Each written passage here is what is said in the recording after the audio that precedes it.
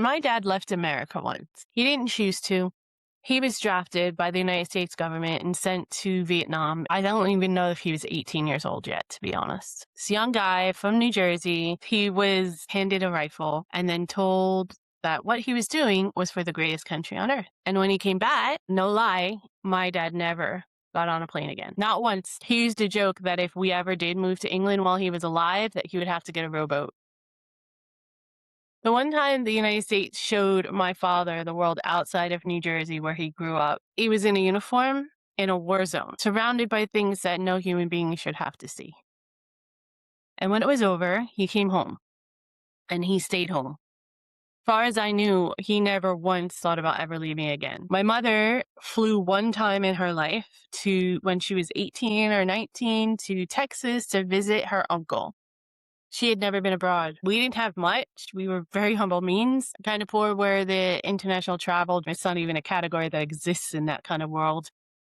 So I grew up in that atmosphere, never having the means, with parents who never even thought of getting on a plane, let alone leaving the East Coast of the United States, in the absolute certainty of people who had never stood anywhere else. You don't argue with it. You don't even question it as a kid.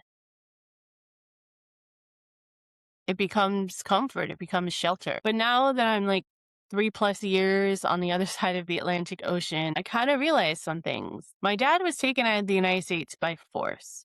He saw what the world looked like through a lens that no one should really have to. And it didn't make him want to leave. It made him need to stay. Because the trauma of being sent away, the one time that he left the United States, became the one reason that he couldn't leave. So America kept him on American soil, not with the opportunity or the dream, but through damage and trauma. Because I left voluntarily. I got on a plane, the thing my father couldn't do after doing what his country asked of him. And the life that I've found on the other side of that flight is much quieter, much slower, much safer in my eyes, also much more human in my eyes than anything that I grew up believing was possible. And my dad never got that. Not because he didn't deserve it, not because he didn't work hard enough or want enough or believe enough, but because the system that asked everything of him gave him just enough damage to keep him exactly where it needed him. Home, loyal, and unquestioning. I think about that a lot. The first 18 months of our life here in the UK were not easy at all. The child was very angry at me, not always loudly, but very consistently.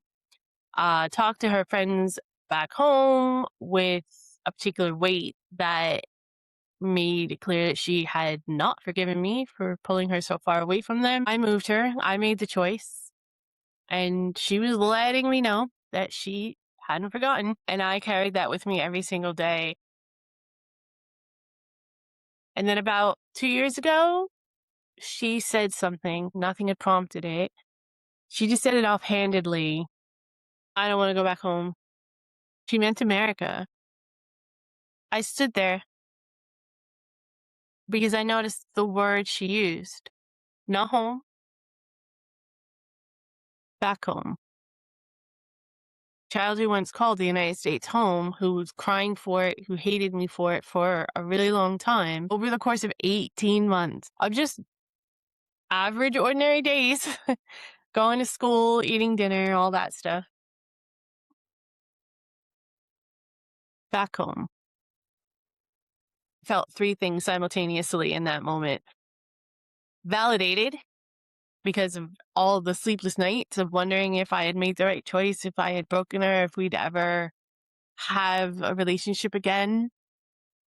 Proud, not of me, but of her for arriving somewhere completely new and without being instructed to, without being given permission or even being told it was allowed, just letting it become real and become her own life. And the third one was relieved because the cost was very, very real. And I guess I felt like my debt had been paid finally. I was genuinely afraid I got it wrong. When you risk everything, everything's at risk. She was doing fine, though. She was more than fine. She's thriving.